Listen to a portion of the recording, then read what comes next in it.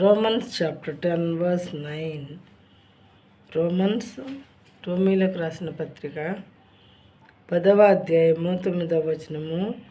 Because if you confess with your mouth that Jesus is the Lord and believe in your heart that God raised him from the dead, you will be saved.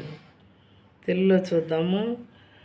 యేసు ప్రభువని నీ నోటితో ఒప్పుకొని దేవుడు మృతులలో నుండి ఆయన లేపినని నీ హృదయమందు విశ్వసించిన ఎడల నీవు రక్షింపబడుదువు.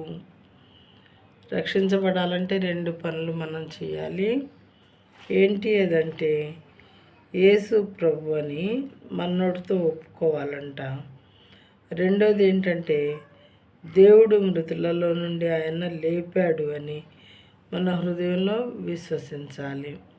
ముందే నోటితో ఒప్పుకోవాలి, ఆ తర్వాత హృదయంలో విశ్వసించాలి. ఈ 2 కానీ చేసినట్లయితే నీవు రక్షింపబడదు అని బైబిల్ గ్రంథంలో ఉన్నది. ప్రియమైన వాళ్ళారా, దేవుని చేత రక్షింపబడటం కోసం మరి మనం ఎక్కడికెక్కడికో వెళ్ళనవసరం లేదు, మరి డబ్బులు ఎవరికి ఇవ్వనవసరం లేదు, ఏం చేయనవసరం లేదు.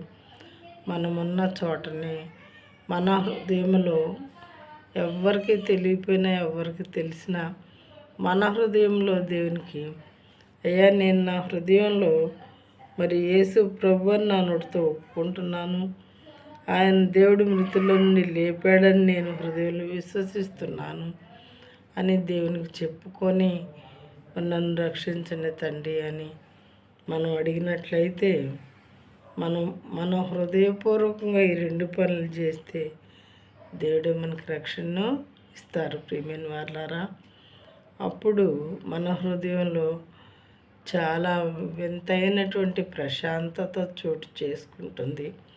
ప్రతి విధమైన భారం మన హృదయంలోంచి తొలగిపోయినట్లుగా దేవుడు మన హృదయంలోనికి రావడానికి ఇష్టపడతారు ఈ 2 కార్యాల ద్వారా.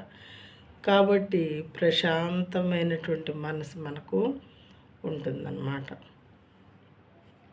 ఒకసారి వాక్యం చదువుతాను. యేసు ప్రభువుని నీ నోటితో ఒప్పుకొని దేవుడు మృతులలో నుండి ఆయనను లేపిన నీ హృదయమందు విశ్వసించిన ఎడల నీవు రక్షింపబడుదువు.